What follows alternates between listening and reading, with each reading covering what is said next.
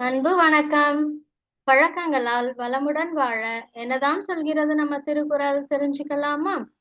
அதுல எனக்கு உதவும் பழக்கம், ஹேபிட் மேனேஜ்மெண்ட்ல எனக்கு உதவும் பழக்கம் படிச்சிட்டு இருக்கோம் இல்லையா? அதுல தொடர்ந்து படிக்கும் பழக்கம், அத பத்தி தான் பார்த்துட்டு இருக்கோம். லாஸ்ட் கிளாஸ் என்ன பார்த்தோம் நம்ம? அதாவது படிச்ச படிப்புக்கே வேலை இல்லை அப்படி இருக்கும் பொழுது நான் தொடர்ந்து படிக்கணுமா அப்படின்னு கேட்ட கேள்விக்கு நம்ம திருவள்ளுவர் தாத்தா என்ன சொல்லி கொடுத்தாங்க? அதாவது நம்ம படிச்ச படிப்புக்கான சரியான வேலை கிடைக்கலனாலும் நம்ம பாக்குற வேலை எதனால? நம்ம படிச்ச படிப்புல ஏதோ ஒண்ணு அதுக்கு சூட் ஆகுது, அதனாலதான் நமக்கு ஒரு வேலை கிடைச்சிருக்கு இல்லையா? அந்த வேலையினால நாமளும் சந்தோஷமா இருக்கோம், நம்ம சுத்தி இருக்கிறவங்களும் சந்தோஷமா இருக்கோம் இல்லையா?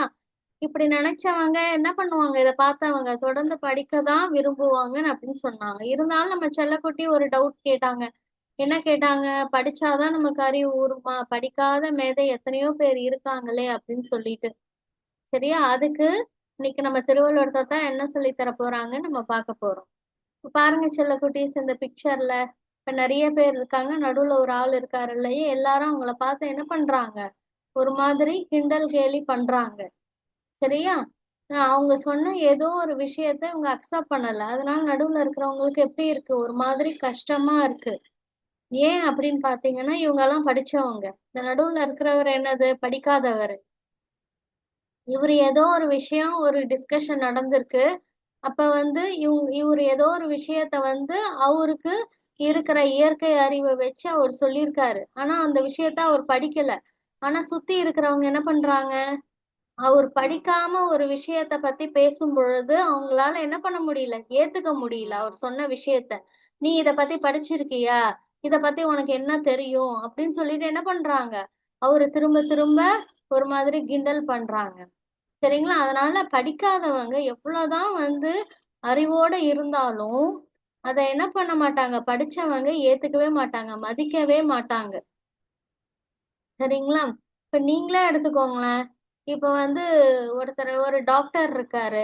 டாக்டர் வந்து படிக்காமலேயே ட்ரீட்மெண்ட் பண்ணாக்கா, நீங்க போய் அவர்கிட்ட ட்ரீட்மெண்ட் பண்ணிப்பீங்களா? பண்ணிக்க மாட்டீங்க இல்லையா?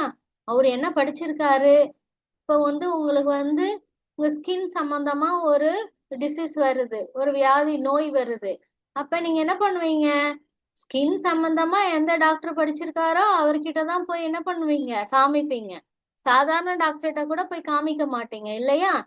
அப்ப எந்த ஒரு விஷயத்தையும் அது சம்பந்தமா படிச்சவங்க கிட்ட போய் தான் நம்மளால என்ன பண்ண முடியும்? எந்த ஒரு விஷயத்தையும் முழுமையா தெரிஞ்சுக்க முடியும் அப்படின்னு நமக்கே இருக்கும் பொழுது இல்லையா? அப்ப எல்லாரும் அப்படித்தானே இருப்பாங்க. அப்ப நம்ம படிக்கலைன்னா நமக்கு மதிப்பே கிடையாது. நம்ம படிக்காம எந்த ஒரு விஷயத்த பேசினாலும் இந்த உலகத்துல உள்ள யாருமே அதை ஏத்துக்க மாட்டாங்க. எதுவுமே என்ன பண்ணணும்? நமக்கு அந்த புத்தக அறிவு பிளஸ் ப்ரூஃப் இருக்கணும். அதை நம்ம படிச்சிருக்கோம் அப்படின்னு ஒரு ப்ரூஃப் இருக்கணும். அப்படி இருந்தாதான் மத்தவங்க என்ன பண்ணுவாங்க? நம்மளோட அறிவை ஏத்துப்பாங்க, நம்ம சொல்லக்கூடிய விஷயத்த ஏத்துப்பாங்க. இப்போ ஒருத்தங்க வேலைக்கு போறாங்க. சரிங்களா?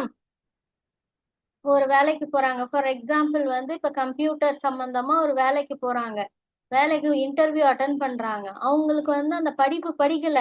ஆனா அது சம்பந்தமா இயற்கையாவே ஒரு நாலேஜ் இருக்கு. அப்படி இருக்கும் பொழுது அந்த கம்பெனில என்ன பண்ணுவாங்க? நீ படிக்கலைன்னா கூட பரவாயில்ல, உனக்கு அது சம்பந்தமா அறிவு இருக்கு அப்படின்னு எடுத்துப்பாங்களா வேலைக்கு? நிச்சயமா எடுத்துக்கவே மாட்டாங்க. நீ இது சம்பந்தமா என்ன படிச்சிருக்க? அதுக்கான சர்டிபிகேட் காமி. நீ எந்த புக்ல இதெல்லாம் படிச்ச அப்படின்னு சொல்லிட்டு அது சம்பந்தமா இன்டர்வியூல எல்லா கேள்வியும் கேட்பாங்க. அவங்க படிச்சிருக்காங்க அது சம்பந்தமா அவங்களுக்கு புத்தக அறிவு இருக்கு அப்படின்னு தெரிஞ்சாதான் என்ன பண்ணுவாங்க? அந்த வேலைக்கு அவங்கள எடுத்துப்பாங்க. சரிங்களா? அதனால நம்ம வந்து படிக்காமலே எவ்வளவுதான் அறிவுள்ளவங்களா இருந்தாலும் இந்த உலகத்துல உள்ள யாருமே, முக்கியமா படிச்சவங்க, நம்மளோட அறிவை ஏத்துக்கவே மாட்டாங்க.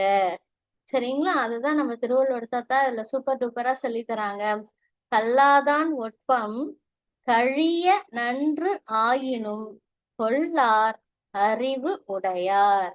அதாவது கல்லாதான்னா என்னது? படிக்காதவங்க. சரிங்களா? இந்த படிக்காதவங்களோட ஒட்பம்னா என்னது? அறிவு.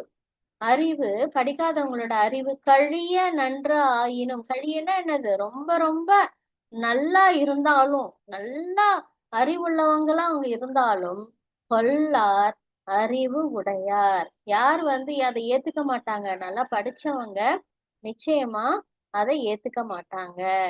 சரிங்களா? இப்ப படிக்காத மேதை எத்தனையோ பேர் இருக்காங்க நம்ம சொல்றோம். ஃபார் எக்ஸாம்பிள் நம்ம காமராஜர் தாத்தா கூட படிக்காத மேதை தான் சொல்றாங்க. சரிங்களா? அப்ப வந்து படிக்காத மேதையினாலும் அவரு என்ன நினைச்சாரு, அவரோட அறிவையும் நிறைய பேர் ஏத்துக்கல. அவர் படிக்காததுனால பல விஷயங்களை இந்த உலகத்துல உள்ளவங்க ஏத்துக்கல. ஏன்னா அவர் படிச்சிருக்காரான்ற கேள்விதான் முன்னாடி வந்தது. அதனாலயே அவர் என்ன பண்ணாரு, நம்ம படிக்கல, நம்ம தப்பு பண்ணிட்டோம், அதனால மத்தவங்க எல்லாம் படிக்கணும்னு சொல்லிட்டு அவர் முதலமைச்சரா இருக்கும் பொழுது என்ன பண்ணாரு, நிறைய ஸ்கூல்ஸ் எல்லாம் ஓபன் பண்ணாரு. ஏழை பசங்களுக்கு எல்லாம் சாப்பாடு போட்டு எல்லாரும் படிக்க கண்டிப்பா வரணும், படிப்பு தான் முக்கியம் அப்படின்னு சொன்னாரு. சரியா? ஏன் சொன்னார்னா, அவர் படிக்காததுனால மத்தவங்க அவரோட அறிவை ஏத்துக்கல. சில இடத்துல ஏளனமா நினைக்க ஆரம்பிச்சாங்க. சரிங்களா? அதுவே அவர் படிச்சிருந்தாருன்னா அவர் நினைச்ச மாதிரி இன்னும் நிறைய விஷயங்கள் பண்ணியிருக்கலாம் இல்லையா? அதை உணர்ந்ததுனாலதான் எல்லாரும் படிக்கணும்னு அவரே சொன்னார். அதனால படிப்புதான் ரொம்ப முக்கியம். ஓகே பட்டு, புரிஞ்சிருக்கும்னு நினைக்கிறேன். இருந்தாலும் சில செல்லக்குட்டீஸ் கேள்வி கேக்குறாங்க. இன்னைக்கு மறுபடியும் ஒரு டவுட் கேக்குறாங்க.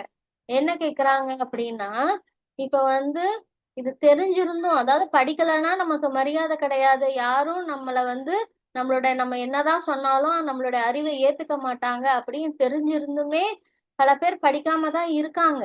சரிங்களா? அதுக்கு காரணம் என்ன சொல்றாங்கன்னா, எனக்கு வந்து அந்த அந்த அளவுக்கு படிக்கிறதுக்கு பணம் இல்ல, ஸ்கூல் ஃபீஸ் கட்டுறதுக்கு, காலேஜ் ஃபீஸ் கட்டுறதுக்குலாம் எனக்கு பணம் இல்ல, அதனால நான் படிக்காம இருக்கேன் அப்படின்னு சொல்றாங்க. சரி, இந்த மாதிரி சில பேரால ஸ்கூல் ஃபீஸ் கட்டி படிக்க முடியல, காலேஜ் ஃபீஸ்லாம் கட்டி படிக்க முடியலன்னு இருக்காங்க இல்லையா?